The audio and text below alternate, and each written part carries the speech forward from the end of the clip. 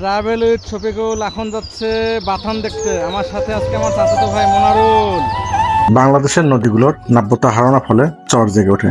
বর্ষাকালে উজান থেকে আসা খরস্রোত নদীগুলো পাহাড়ি পলি নিয়ে আসে এবং নদীগুলোর তীরে উজানের সৃষ্টি হয়।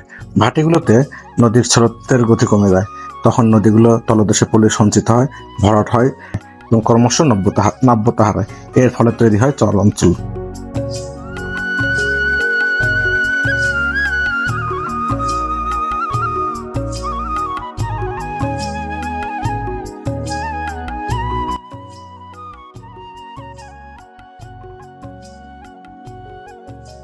যাও, কত দূর? আচ্ছা ঠিক আছে, আগাও। আমি আর মনারুল এই ধুধু বালু চরে হাঁটতেছি। বাংলাদেশের সঙ্গে আন্তর্জাতিক নদীগুলো নিয়ে বিরোধ এবং ওইগুলো থেকে পানি প্রত্যাহারের ফলে পানির খরস্রোতা কমে যায়। নদীর মোহনায় সঞ্চিত পলি থেকে চরের সৃষ্টি হয়। সিরাজগঞ্জের যমুনার চরে মহিষ ও গরুর বাথান ভ্রাম্যমাণ।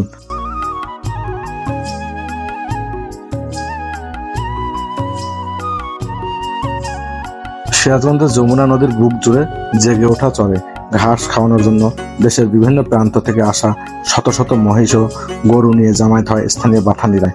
রাঙ্গা আকাশ, সোনার আলো, দিন শেষে মিষ্টির পালো, বাজে গলায় রাখালবাসী, নদীর জলে দোলে হাসি, ধুলো মাখা পথের ধারে কেউ যেন নেই অকারণে। প্রতি বছরই এই ভ্রাম্যমাণ বাথানগুলোর বিভিন্ন জেলা থেকে একত্রিত হয়ে গরু ও মহিষ খাওয়ানোর জন্য নিয়ে আসে যমুনার চরে।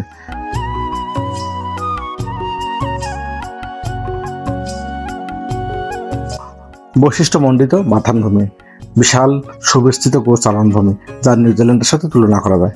বাংলাদেশে আর কোথাও এমন উর্বর ভূমি আছে বলে আমার মনে হয় না। গরু মহিষ মাঠে পথে চলে ধীরে গোধূলির সাথে। এখানে কিন্তু গোধূলি স্পষ্ট বোঝা যায়।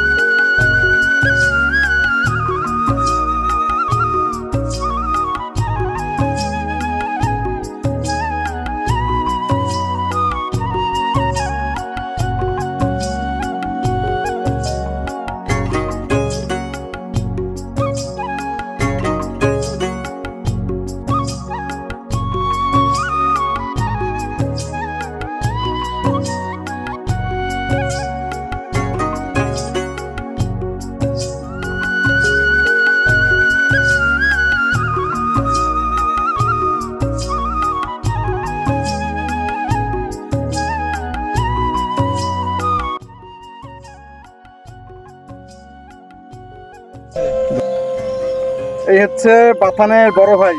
ভাইয়ের নাম কি? শ্রী নয়ন কুমার ঘোষ। শ্রী নয়ন কুমার ঘোষ। কতদিন থেকে থাকেন? আছি তো 6-7 মাস হচ্ছে। কয়জন থাকেন এখানে? আমরা 18 জন আছি। 18 জন এখানে থাকেন? এখানে বাথান থেকে বাথানিরা দুধ সংগ্রহ করে নিয়ে যায় বিভিন্ন জায়গায় বিক্রি করে 80 টাকা দরে।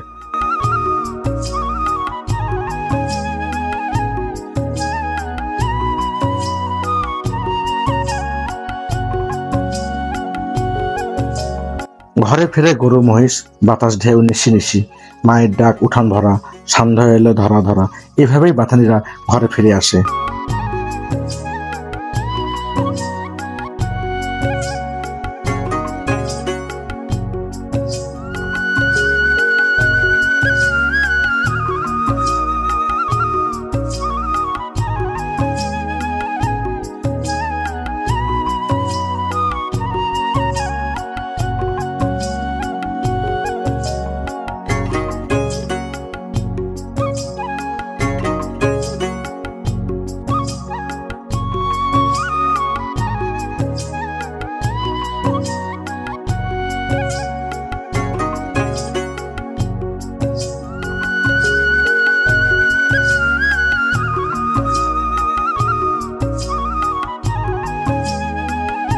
বন্যার পানি নেমে যাওয়ার সাথে সাথেই বাথানি কৃষকরা কাদা মাটির উপর মাসকলাই ও খেসারি বীজ ছিটিয়ে দেয়। ফলে নতুন পল্লীতে মাসকলাই দ্রুত বেড়ে ওঠে। দিগন্ত বিস্তৃত সবুজ শ্যামল মাঠ, সৌন্দর্যের এক অপূর্ব লীলাভূমি। যতদূর দৃষ্টি যায় শুধু সবুজ আর সবুজ আর প্রাণ প্রবাহ। পৌষ মাস থেকে এখানে আসা শুরু হয় গরুর পাল। নানা রং, নানা চেহারা, অগণতি নাম।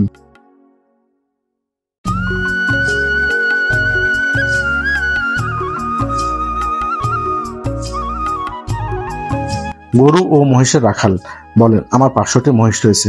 আমার মতন অনেকে এখানে একসাথে এসে মহিষ ও গরু খাওয়াচ্ছে। তিনি আরো বলেন, আমাদের এলাকায় ঘাস কম থাকার কারণে আমরা এখানে এসেছি। প্রায় 6 মাস ধরে অবস্থান করছি। আগামী বর্ষা পর্যন্ত চলবে এই কার্যক্রম। প্রতি বছরই যমুনার চরে গজিয়ে ওঠা সবুজ ঘাস খাওয়ানোর জন্য বিভিন্ন জেলা থেকে বাথানিরা গবাদি পশু নিয়ে আসে।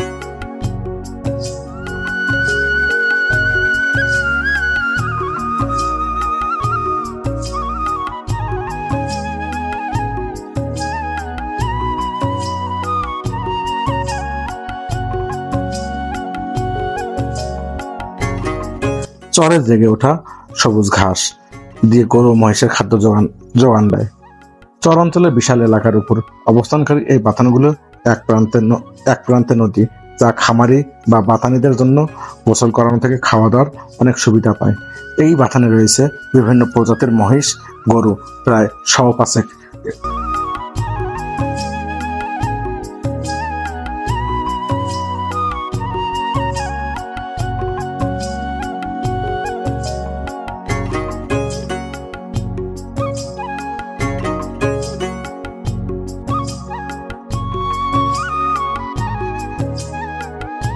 শ্রাবণ থেকে জ্যৈষ্ঠ মাস পর্যন্ত পরিচালনা হয়ে থাকে এই বাথান।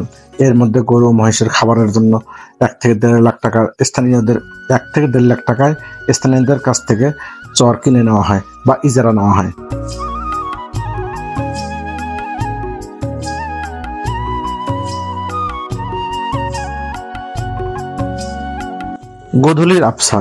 গোধূলির আবছা আলোয় মাঠ জুড়ে ধুলো উড়াতে এরা ঘরে ফিরে আসে। কোনো গরু মহিষ কিন্তু বাধা হয় না।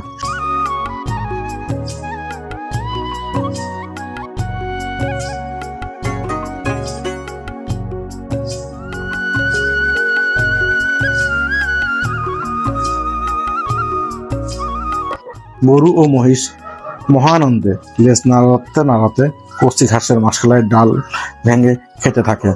শালিক, বক, ফিঙ্গে, দোয়েল সহ নানা প্রজাতির পাখি গরু ও মহিষের পিঠের উপর চড়তে থাকে। তখন এক অভূতপূর্ব দৃশ্য, যা দেখার মতন।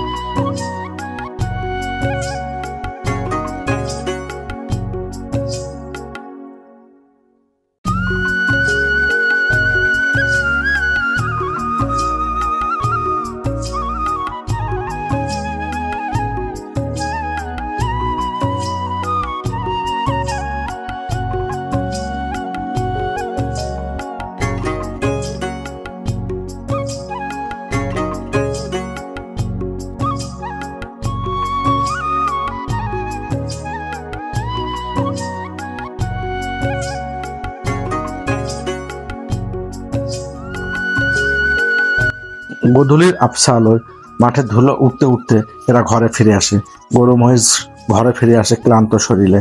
রাখালের বাঁশি বাজে বিদায়ের সুর মাখা। সন্ধ্যা হওয়ার সাথে সাথে মাটির মিষ্টি সুর বাতাসে দোল দেয়। বাথানের বুক চিরে ধীরে ধীরে পায়ে ধেয়ে আসে ঘামের গন্ধ মাখা বাতাসের ঢেউ ভাসে। নদীর জলে আলো শেষে ঢেউ তুলে নিয়ে যায়। দিন শেষে মনের কোন এক শীতল গান, দিন শেষে মনে জাগে এক শীতল গান। মায়ের চোখ পথ চাওয়া উঠান জুড়ে ধুলোর নাদ।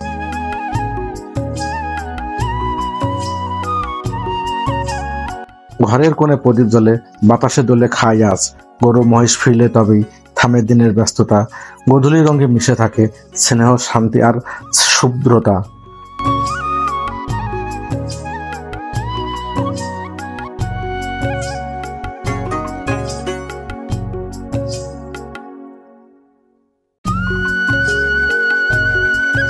বিকালের রঙে ধীরে ধীরে মিলে যায় গোধূলির আলো।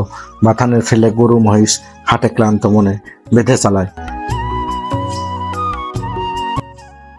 বিকালের রঙের আলো ধীরে ধীরে মিশে যায় গোধূলির আলোয়। বাথান ফেলে গরু মহিষ হাটে ক্লান্ত মনে।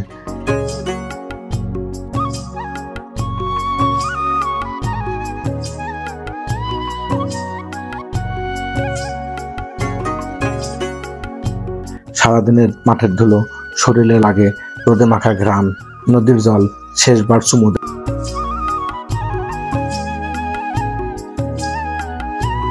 পথের ধারে জোরানো গান, রাখালের বাঁশি বিষাদ টান। ধীরে ধীরে নামে সন্ধ্যা। এইভাবেই বাথানীদের জীবন কাটে। প্রান্তের সবুজ বিদায় সুর, মাঠে ওঠে শীতল হাওয়া। ধুলোমাখা পথে ধীরে ধীরে এগিয়ে চলে রাখালের পাল, তার সাথে গরু মহিষের দোল তো থাকেই।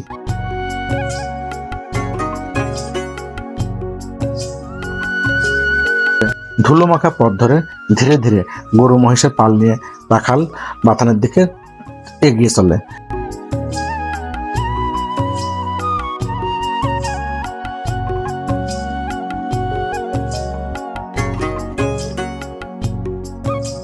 বুকের মাঝে মাঠের স্মৃতি, দিগন্ত আঁকা বিদায় আঁকড়ি। গৃহস্থলীর উপর প্রদীপ জ্বলে, অপেক্ষায় আলো নিভে নিভে। ঘরে ফেরার শেষ ডাক বাজে সন্ধ্যা নামে চুপি সরে। এইভাবেই ক্লান্ত শরীরে ভোরের আলোর আশায় জেগে থাকে তার। মহিষ ফিরে যায়, রেখে যায় বাথানের ভালোবাসা।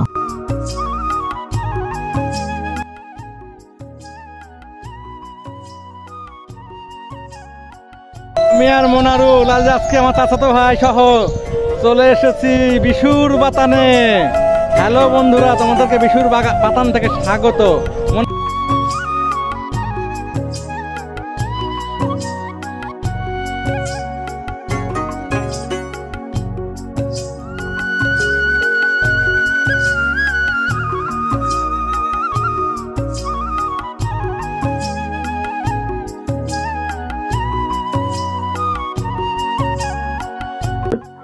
সূর্য পশ্চিম দিকে হেলে পড়ে, চর জুড়ে ছড়িয়ে পড়ে সোনালী আভা। নদীর ঢেউগুলো যেন একটু বেশি সোনালু।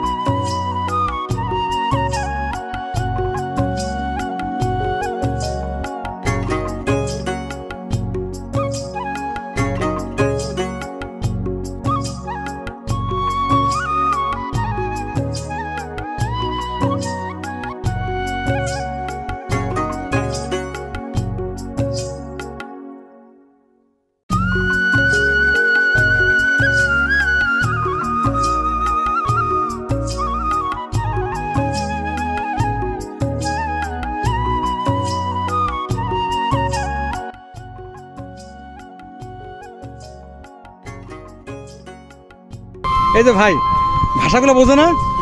হ্যাঁ, প্রতিটা মহিষের কি নাম আছে নাকি? হ্যাঁ, নামগুলো বলা যাবে? হ্যাঁ, নামগুলো একটু বলেন শুনি। নামগুলো কি কি? একটা কন কন শুনি।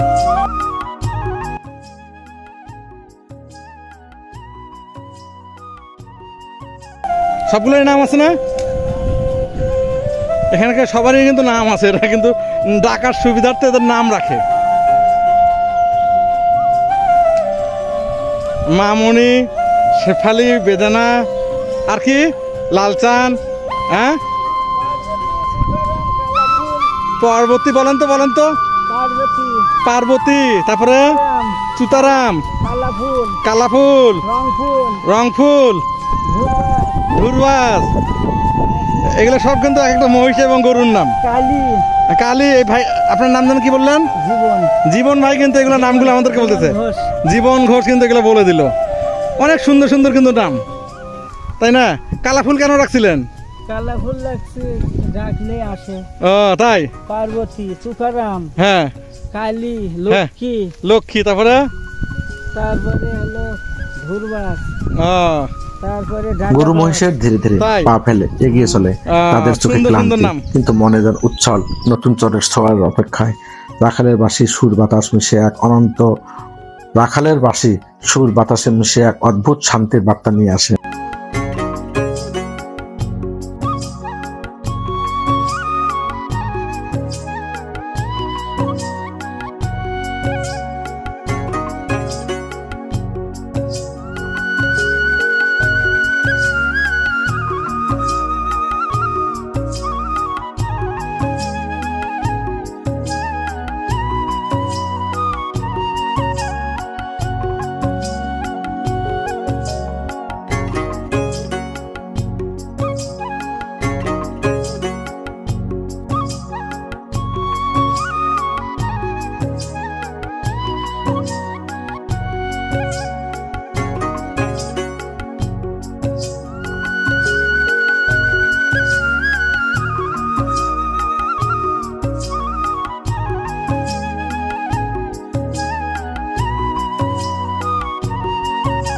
সিরাজগঞ্জের বাথানের ধুলোঝড় অদ্ভুত।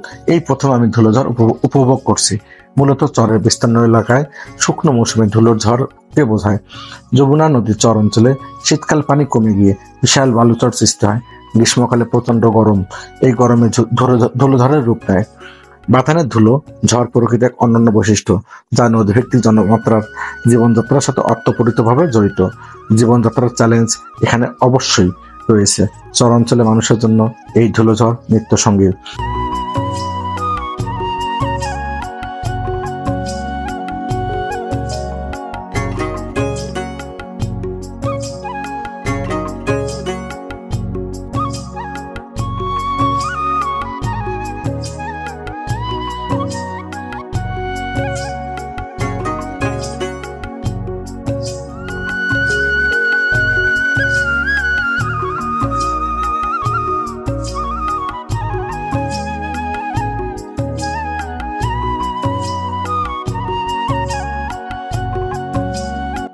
গরমকালে বাতাস বইলে ঘর বাড়ি মাঠঘাট ধুলো চাদরে ঢেকে যায়।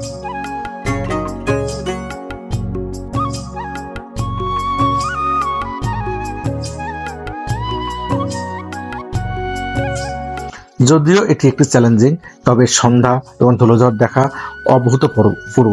যদি আমি এখানে না আসতাম তাহলে সৌন্দর্য, প্রাকৃতিক রহস্য কখনোই উপভোগ করতে পারতাম না।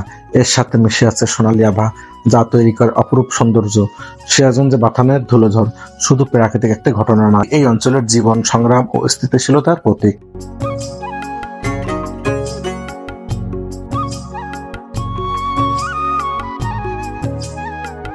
অঞ্চলে মানুষ বছরের পর বছর ধরে এই কঠিন পরিবেশের সঙ্গে মানিয়ে গড়ে তুলেছে নিজস্ব জীবনযাত্রা।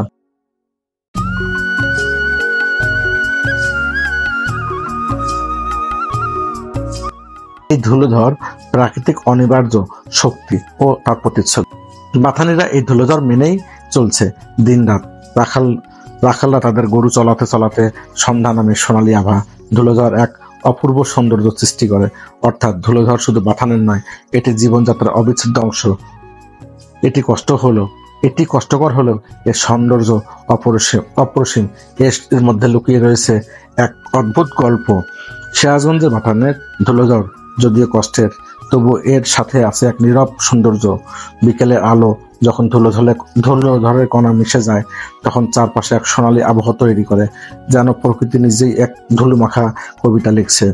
ধুলোর মধ্যে হারিয়ে যাওয়া গাছের অববয়, দূর থেকে রাখালের ছায়াময় উপস্থিতি, আর যমুনার বাতাসের ধুলোর উড়ন্ত নৃত্য, এসব মিলে এক বিস্ময়কর দৃশ্যের জন্ম নেয়। এই ধুলোঝড় শুধু বালি নয়, এতে মিশে আছে বাথানের মানুষের সংগ্রাম, নদীর সঙ্গম আর প্রকৃতির শাশ্বত রূপ। অতএব ধুলোঝড় শুধু কষ্টের নয়, এটি প্রকৃতির এক নন্দানিকতা, যেখানে শুধু ধুলো এবং আলো মিশে আছে, এক অভূতপূর্ব সৃষ্টি, যা কেবল উপলব্ধি করার বিষয় এবং অনুভব করার বিষয়। দারুণ অভিজ্ঞতা হলো আমার এই বাথানের ধুলোঝড় এর মধ্যে দাঁড়িয়ে থাকে প্রকৃতি এক অভূতপূর্ব রূপ দেখলাম, যেখানে বাতাস, ধুলো, আলো, পানি সব একে অপরের সাথে মিশে রহস্যময় পরিবেশ তৈরি করছে। এই মুহূর্তটি অবশ্যই ভালো লাগার। পরবর্তীতে দেখা হবে তোমাদেরকে অন্য কোথাও, অন্য কোনো জায়গায়।